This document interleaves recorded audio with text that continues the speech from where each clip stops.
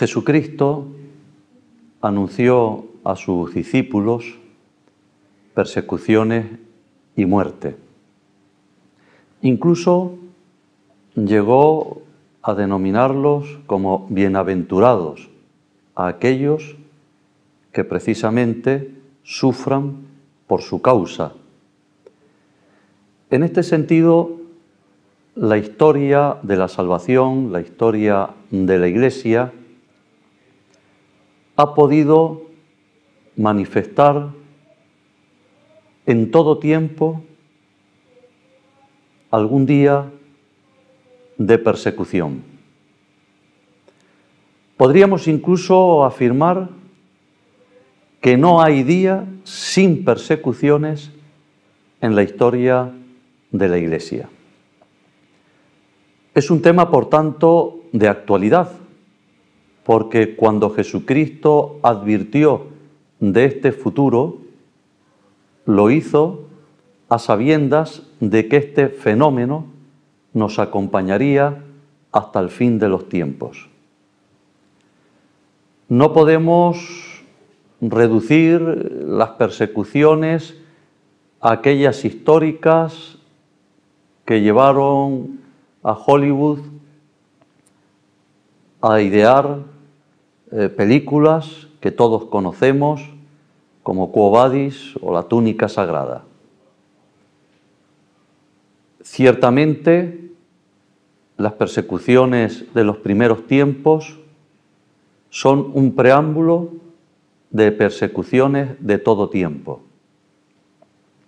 Pensemos que aquellas disculpas que se daban al pueblo para manipularlo en orden a que todos dieran la aquiescencia al martirio de los cristianos, son las mismas que siglos después, milenios,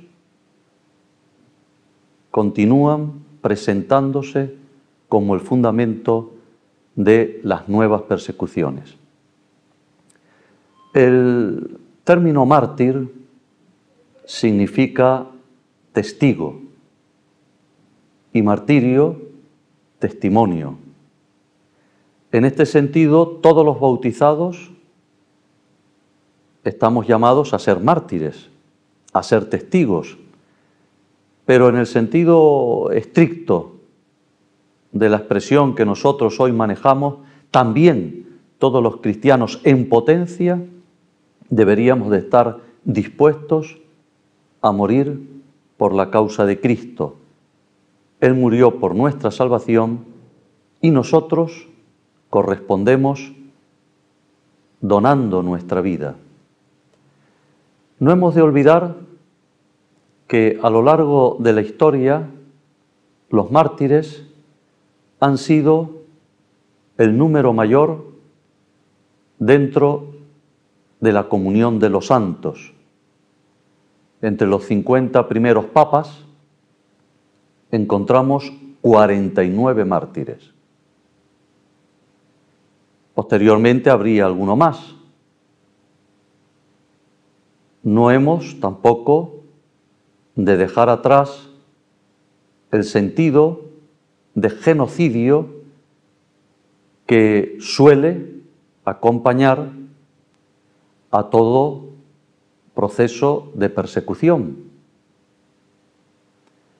Roma tuvo momentos de paz hasta el siglo IV, en que ya, año 314, la Iglesia pudo, con el emperador Constantino, tener la libertad suficiente como para poder predicar el Evangelio a todos los pueblos. En aquel entonces, muchos de ellos, la mayoría, en lo conocido, pertenecientes al Imperio Romano.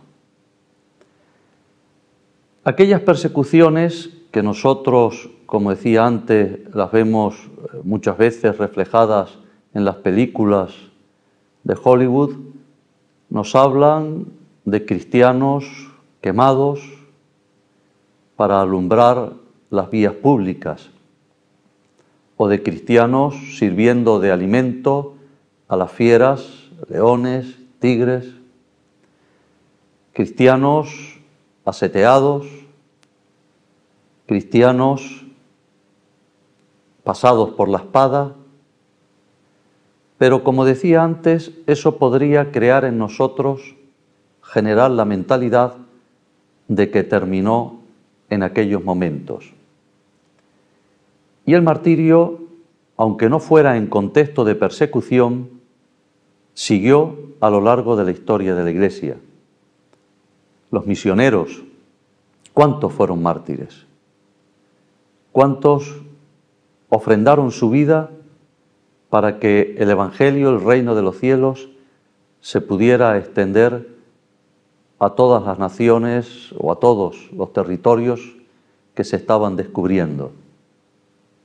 Ahí tenemos a un canario de La Palma, José de Arce y Rojas, jesuita, uno de los ideadores de las reducciones en el Paraguay, que tanto bien hicieron a los indígenas. En una de sus incursiones, queriendo predicar, es martirizado. Muere por la fe. Muere sin renegar, sino predicando precisamente el nombre de Jesucristo. Algunas veces son rebeliones particulares, muy circunscritas. Otro canario, Fray Luis de Aguirre, agustino, asesinado en el siglo XVI en tierras andaluzas, esta vez por los musulmanes que todavía quedaban en España. Todo ello nos lleva a considerar esta realidad que Jesucristo había anunciado. Pero en la charla que hoy Mi Tierra Televisión me ha pedido que dé, nos fijamos más en aquellos martirios que están en un contexto de persecución religiosa y que sea actual esa persecución de nuestros días. Y así nosotros podemos encontrar cómo los cristianos de Corea, de Nigeria, de Sudán, hasta hace poco, de Egipto, realmente están siendo perseguidos atrozmente, torturados, asesinados, y muchos de ellos tienen que acudir como último remedio para salvarse al exilio y a la huida, por tanto, de la tierra que les vio nacer. Todo ello puede tener distintos orígenes, pero al final es el odio a la fe. ¿Qué es lo que caracteriza el martirio de un cristiano? Que lo asesinen por odio a la fe y que ese cristiano muera amando esa fe y amando a los asesinos, perdonando a los asesinos. Eso es ser mártir, ser testigo de Cristo, imitar a Cristo hasta las últimas consecuencias. A diferencia de otros procesos de persecución de la historia, los nuestros en estos días no tienen eco en los medios de comunicación, por eso son desconocidos, aun siendo actuales, pero desconocidos por los cristianos correligionarios de aquellos que están muriendo en distintas partes del mundo. Todos hemos oído hablar en este siglo del genocidio armenio, como los turcos musulmanes dan cuenta de la vida de 1 millón de cristianos. Eso es un holocausto, como ahora se da por llamar a este tipo de asesinatos masivos. Tenemos las persecuciones en México del primer tercio del siglo pasado, del siglo XX, la persecución en España, que no es y no está circunscrita a los años 36-39 durante la guerra, sino que, como veremos, tiene sus antecedentes en un pasado inmediato, próximo, pero también en un pasado un poco más lejano. Yo, sin embargo, quiero, precisamente hablando de esa actualidad, que miremos a esos cristianos que nos dan una lección de cómo vivir la fe. Cristianos que están en condiciones de tal penuria que a lo mejor tienen que caminar 3 o 4 horas para asistir a la misa dominical, mientras nosotros con coche y a 3 minutos, los nuestros, los del occidente, no acuden.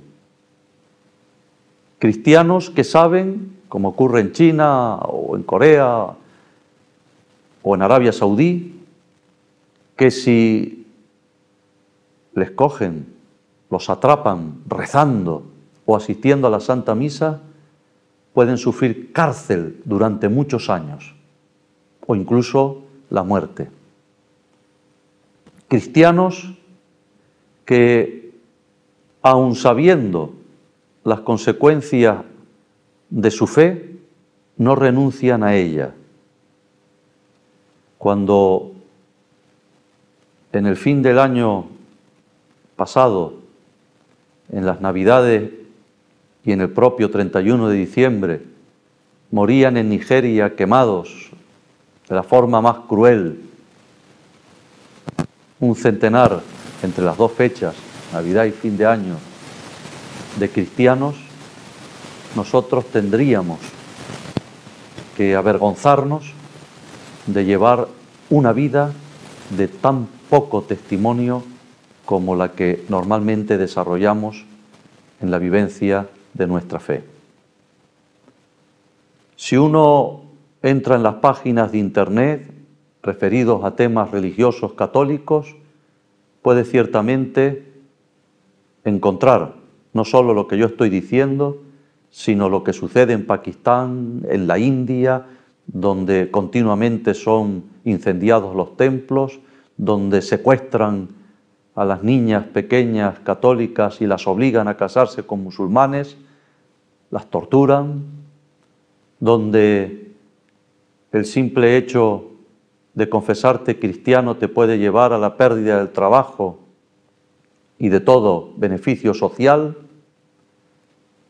donde, como ocurre en Egipto, los coptos están teniendo que huir como antes los caldeos cristianos católicos en Irak. De 1,5 millones se han quedado en 500,000, el restante han huido al occidente cristiano. Todo ello, vuelvo a repetir, nos tiene que hacer ser no solo más solidarios, sino buscar en nuestra existencia, imitar en lo que podamos a estas personas. Y ustedes dirán, ¿por qué imitarlos si a nosotros no nos persiguen? ¿Y quién ha dicho que no? Hay mucho tipo de persecución. Y cuando se está atenazando la libertad religiosa en el occidente, en Europa y Estados Unidos, nosotros tenemos que meditar y reflexionar qué actitud vamos a adoptar ante una persecución que puede llevar a palabras mayores. Y aquí hago referencia a lo que antes dije.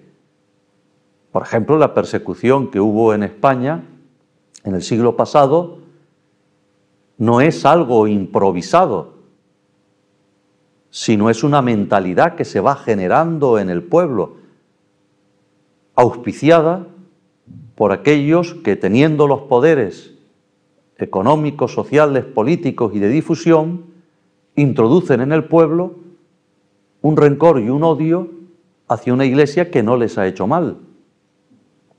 Si nos remontamos al siglo XIX en España, muchos desconocen que fueron asesinados más de 400 religiosos y que lo fueron con las acusaciones más inverosímiles que se nos pueda ocurrir. Por ejemplo, que cuando se producen las grandes infecciones de cólera en Madrid, pues simplemente señalar a los curas y a las monjas, a los frailes, como que habían envenenado las aguas. Y así los políticos se quitaban el problema del medio. Y entraron en los conventos, en los monasterios, y torturaron, amputaron brazos a todos los religiosos, a muchos de ellos que estaban sirviendo a los pobres, a los enfermos, rodaron cabezas. Eso en España en el siglo XIX.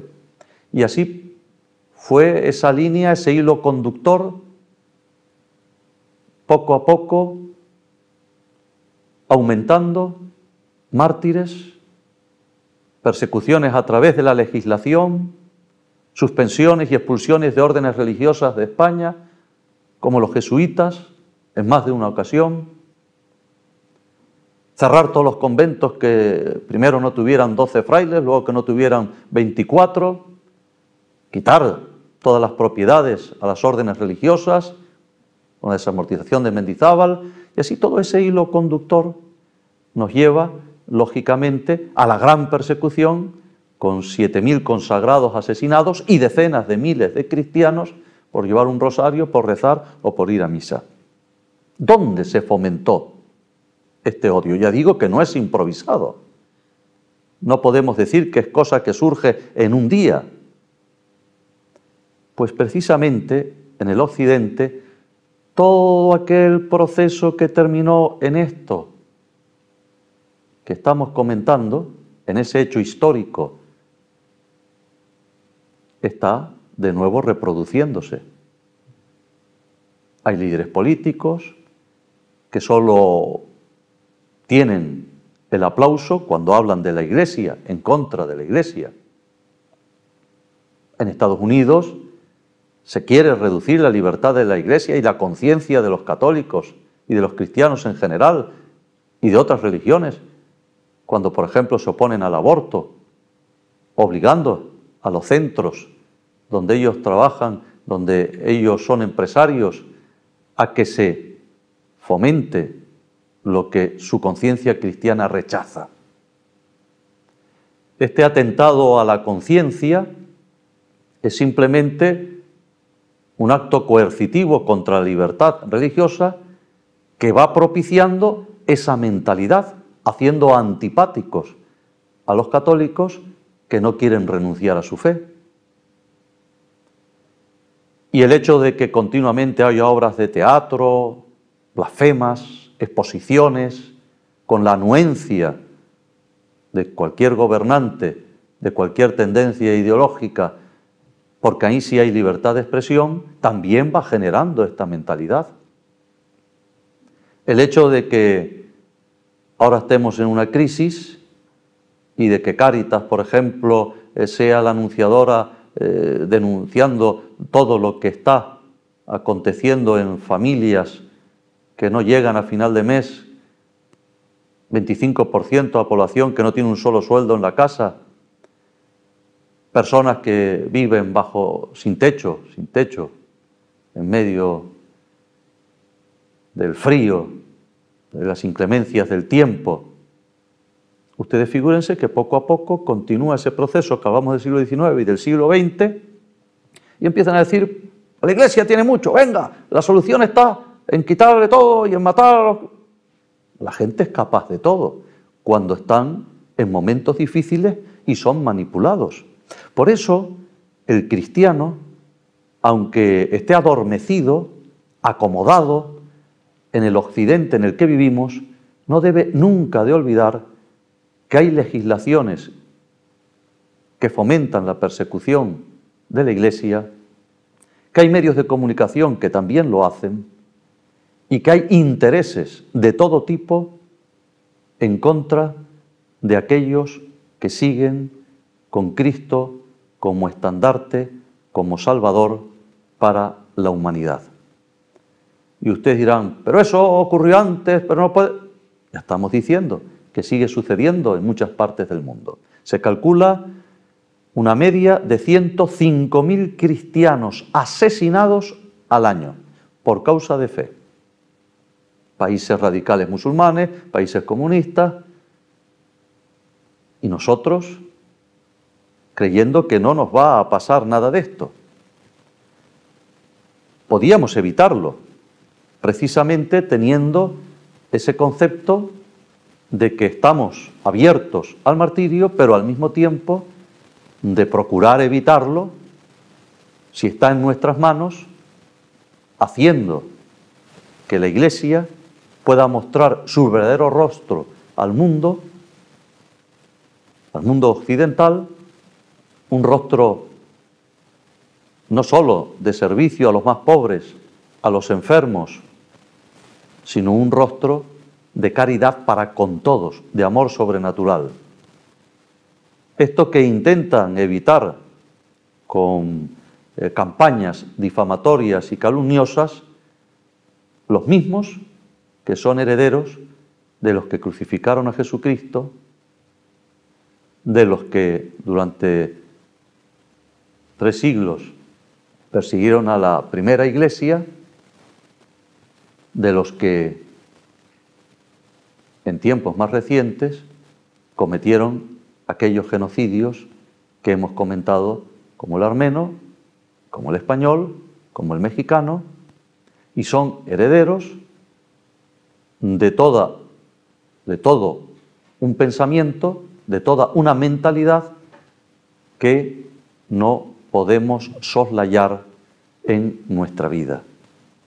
No se trata de ser alarmistas, se trata de ser consecuentes y que nos tomemos a Cristo en serio y que tomemos nuestra religiosidad en serio y que no podamos ni por un solo instante dejar de pensar en todos esos cristianos católicos como nosotros que mueren todos los días, algunas veces sin que ni siquiera nos enteremos. Bueno, la mayoría de las veces ni nos enteramos.